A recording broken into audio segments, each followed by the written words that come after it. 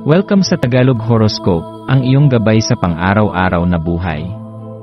Hatid namin ang pinakadetalyadong horoscope na magsisilbing gabay mo sa pera, trabaho, pag-ibig, kalusugan, at swerte. Naway magtagumpay sa buhay ang lahat ng ating tagapakinig at subscribers sa buong mundo. Maraming salamat sa pag-subscribe at tanggapin ang siksik, liglig, at umaapaw na biyayang hatid ng Tagalog Horoscope.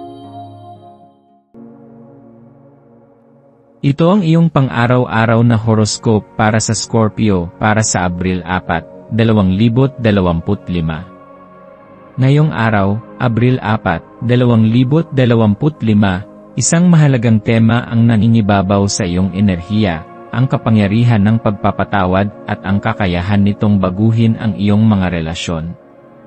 Maaaring maramdaman mo ang pangangailangang balikan ang mga koneksyon sa iyong buhay na may malaking kahulugan sa iyo. Ito ay isang araw ng malalim na pagninilay at emosyonal na paglalakbay, kung saan hinihikayat kang pag-aralan ang mga damdaming matagal mo nang itinatago. Ang iyong puso ay maaaring puno ng samut-saring emosyon, at ito ang tamang panahon upang bigyang laya ang mga ito, nang sa gayon ay magkaroon ka ng higit na kalinawan at kapanatagan sa iyong buhay. Pagpapahalaga sa sariling damdamin at koneksyon sa ibang tao. Bilang isang Scorpio, likas sa iyo ang pagiging misteryoso at malalim. Madalas, pinipili mong hindi ipakita sa iba ang tunay mong nararamdaman, animoy may tabing na bumabalot sa iyong pagkatao. Subalit ngayon, ang enerhiya ng araw ay nagtutulak sa iyo upang mas maging bukas sa iyong emosyon. Hindi mo kailangang laging ipakita ang matibay at matapang mong anyo, mayroong kagandahan sa pagiging totoo at tapat sa iyong sarili.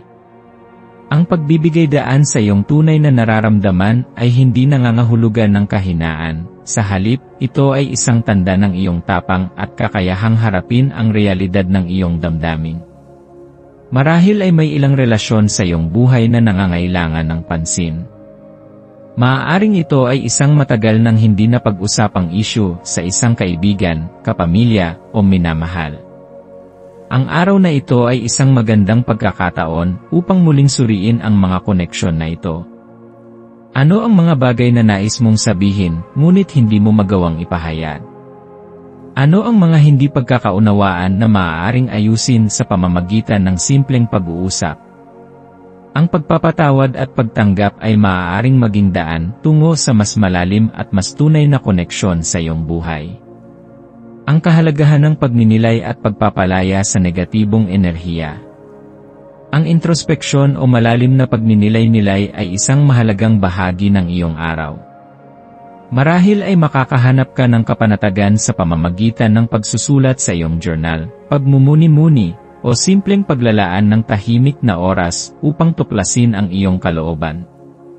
Ang pagbubukas ng iyong sarili sa ganitong proseso ay maaaring magdulot ng mga sagot sa mga tanong na matagal mo nang iniisip.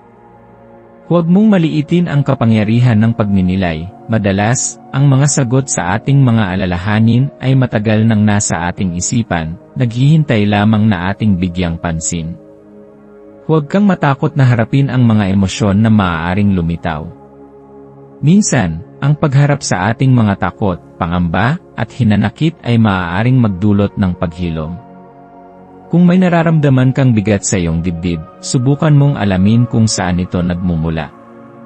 Baka ito ay isang matagal nang hindi nalulutas na issue, isang hindi nasabing damdamin, o isang pangyayaring hindi mo pa tuluyang natatanggap. Sa pagharap mo sa mga emosyon mong ito, matutulungan mong palayain ang iyong sarili mula sa bigat na maaaring humahadlang sa iyong paglago. Ang kapangyarihan ng pagpapatawad at pagtanggap. Isa sa pinakamahalagang mensahe ng araw na ito ay ang pagpapatawad, hindi lamang sa iba kundi pati na rin sa iyong sarili. Minsan, mas mahirap patawarin ang sarili kaysa sa ibang tao.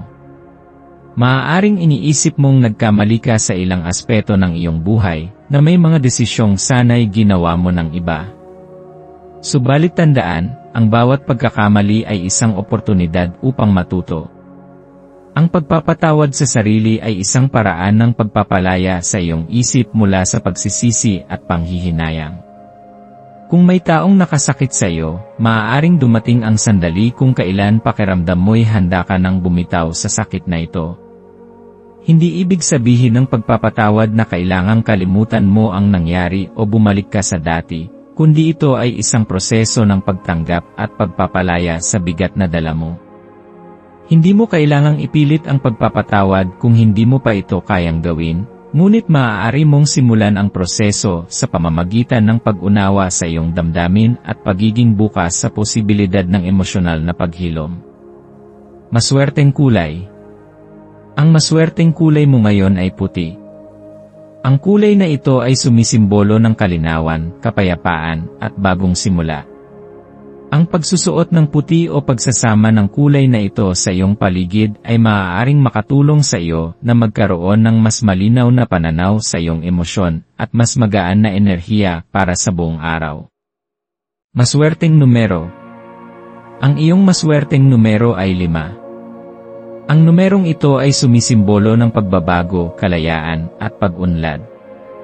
Maaari mong gamitin ang numerong ito bilang inspirasyon upang yakapin ang mga bagong oportunidad at huwag matakot sa mga pagbabagong maaaring dumating sa iyong buhay. Maswerteng gawain.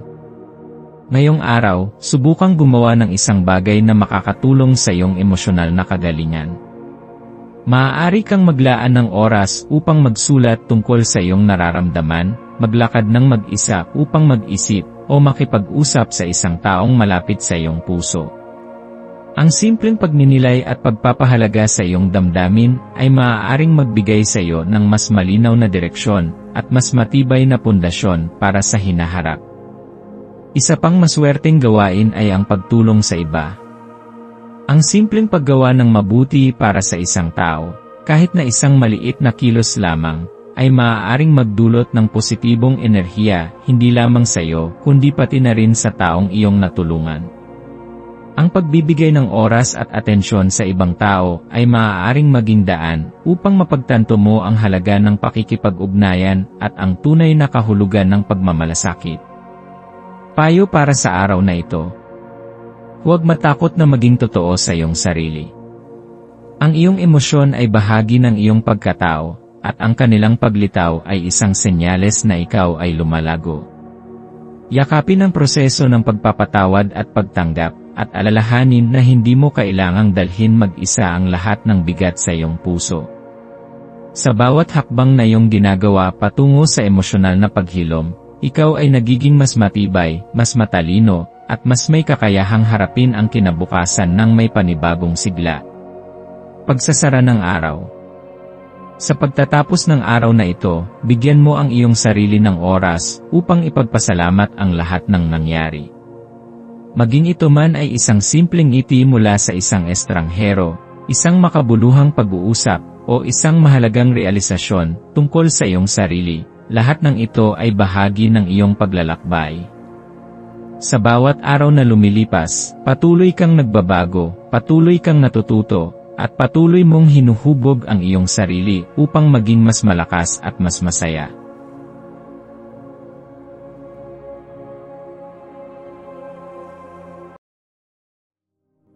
Tayo ay magkaroon ng kaunting sandali upang ipagdasal ang lahat ng mga dalangin ng ating mga subscribers, na sana'y matamo nila ang kanilang mga pinapangarap sa buhay, magandang trabaho, mabuting kalusugan, payapa at masayang pamumuhay, at siksik, liglig, at umaapaw na biyaya at kayamanan. Ipinagdarasal namin ng mataimtim ang lahat ng mga komento sa nakaraang video, at hinihiling namin, Panginoon, na pagpalain mo ang ating mga subscribers ng masayang buhay sa mundong ibabaw. Maraming salamat po. Maaari kayong mag-subscribe sa aming channel na Daily Prayer, kung saan nag-a-upload kami ng pang-araw-araw na Catholic Gospel Readings, Reflections, at Daily Rosary Reading para sa lahat ng misteryo ng araw. Tulungan ninyo kaming buuin ang community na ito at mag-subscribe na. Ang link ay nasa description box. Maraming salamat sa panonood ng iyong horoscope ngayon araw. Naway gabayan ka ng mga bituin sa iyong landas. Huwag kalimutang mag-like, share, at subscribe para sa iba pang cosmic na kaalaman. Hanggang sa muli, manatiling konektado sa universo.